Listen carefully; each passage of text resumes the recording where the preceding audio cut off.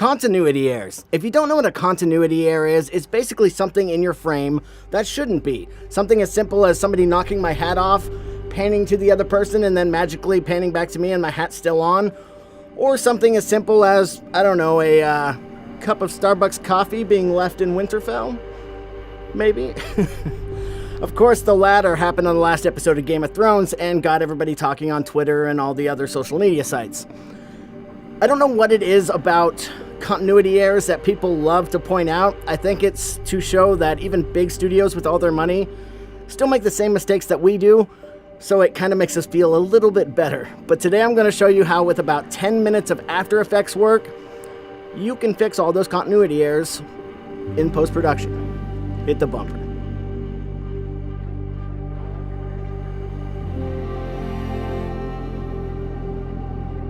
I'm starting this project out in Premiere Pro because I had to trim down the clip anyways, and so this way it makes it easier on me.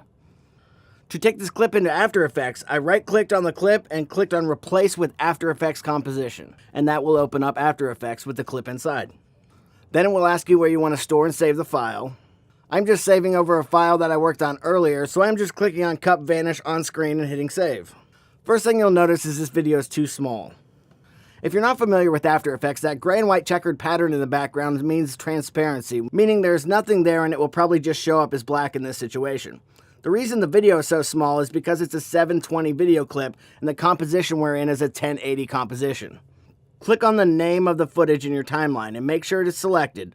Then hit the S key on your keyboard, which will bring up the scale properties for this clip. Then click on where it says 100 and type in 200 to resize the clip at 1080p. Here's the clip with nothing done to it so you can see the infamous Starbucks cup in all its glory. The first thing I'm going to do is track my footage. To do that, I click on my footage, hit Ctrl D on my keyboard, and that duplicates my footage. Now I'm going to rename my files so it's easy to tell them apart. The bottom one I named Tracker and the top one I named Main Footage. I hit the little eye icon to turn off the top clip so I can just see the bottom. Now I want to apply a curves effect. The way I used to do that was clicking into a new workspace, then clicking inside the effects search bar and typing in curves. That worked well, but Video Copilot put out a product called Effects Console, and that makes it even easier. Every time I need an effect, I just click Control and Spacebar at the same time and type in what I want. It's easy to download, just go to the Video Copilot website to do so, and the best part about it is, it's free. Nothing is free anymore, but this is actually free. I encourage anybody who's looking to get into working with After Effects to check out the Video Copilot website, as it has different paid and free plugins for After Effects, as well as the best tutorials on the internet. Anyways, I apply a curves effect to my tracker and lift up the exposure of the clip. No, this is not an indictment of how dark the Game of Thrones is, I just want the tracker to be able to see where to track in this scene. Even though I brought up the exposure, I still bring down the shadows just a bit so there's still contrast for the tracker to pick up. Then I apply 3 instances of unsharp mask, one with the amount of 50, one with the amount of 25, and one with 12. This makes the footage a bit sharper for the tracker without losing much detail. Now I click those 2 little arrows on the top of the screen to get the motion tracker workspace. Now I click on track motion and check the position and rotation boxes. Also make sure the track type is transform. Then I want to find 2 high contrasted areas to attach the trackers to. I pick the light on each armrest as it never moves in the scene, but there is a definitive line where the light falls off on both. From there I click the backwards play button to track backwards. Then I hit the play button to track forwards. A side note, the reason that the video looks so vertically squeezed is this is part of a pixel problem. This video has widescreen pixels, while the composition has square pixels. There's more to it than that, but I'm not going to get ahead of myself and confuse everybody, so just know that it's not always like that, but it's not going to screw anything up in this tutorial. Okay, so our tracking is done. The next thing I do, because I forgot to do it before I tracked, was go to the layer dropdown and select Null Object. Then I put the null object on the top of the composition. A null object is something of a placeholder. It is a place to hold data or coordinates that you can use for other layers, but won't show up in your final render.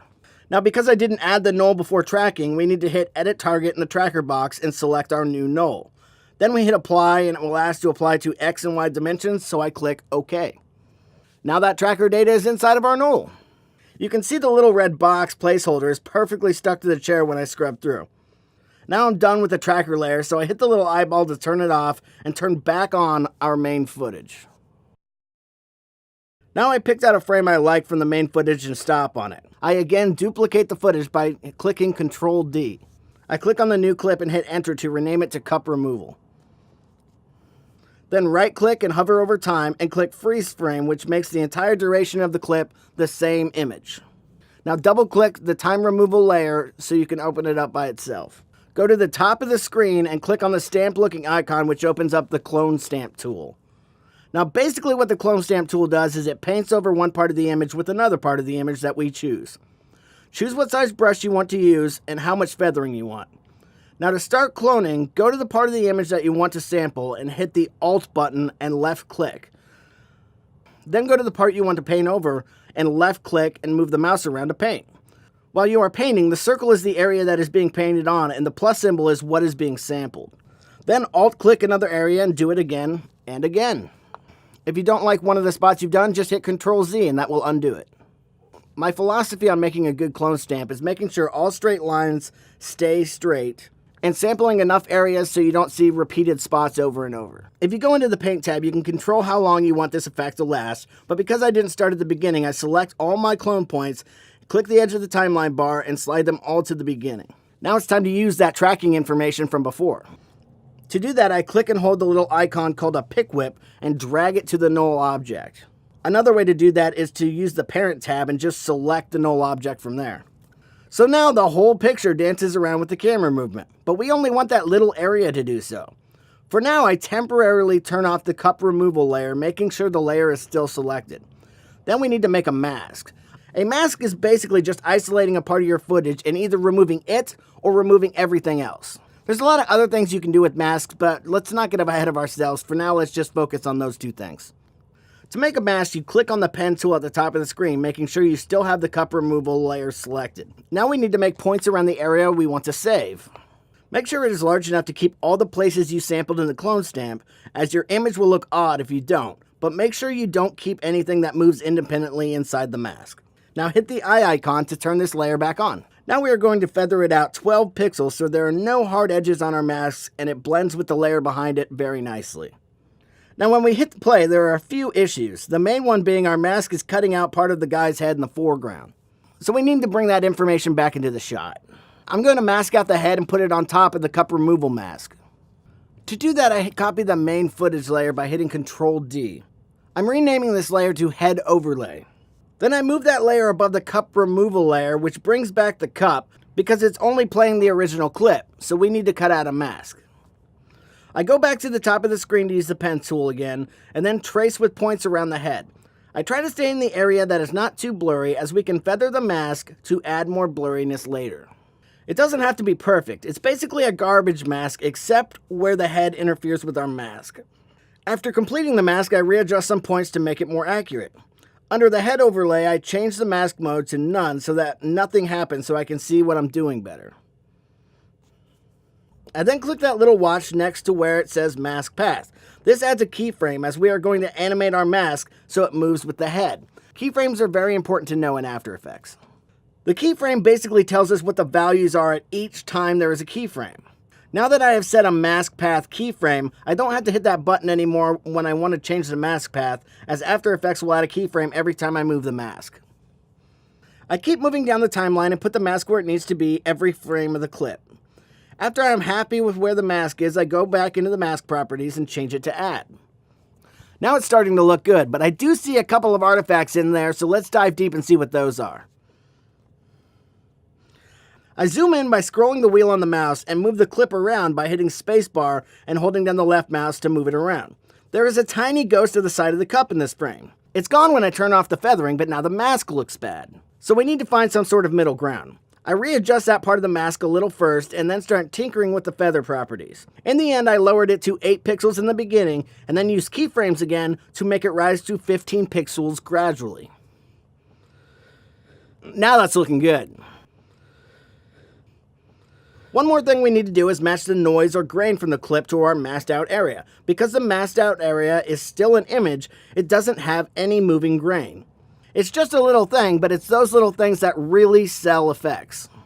I applied the grain effect to the cut removal layer and then tried to get the grain to match the rest of the clip. For me, that was amount at 1.0 and size at about 0.7. And that's it! The Starbucks of Winterfell is now just a myth because of After Effects.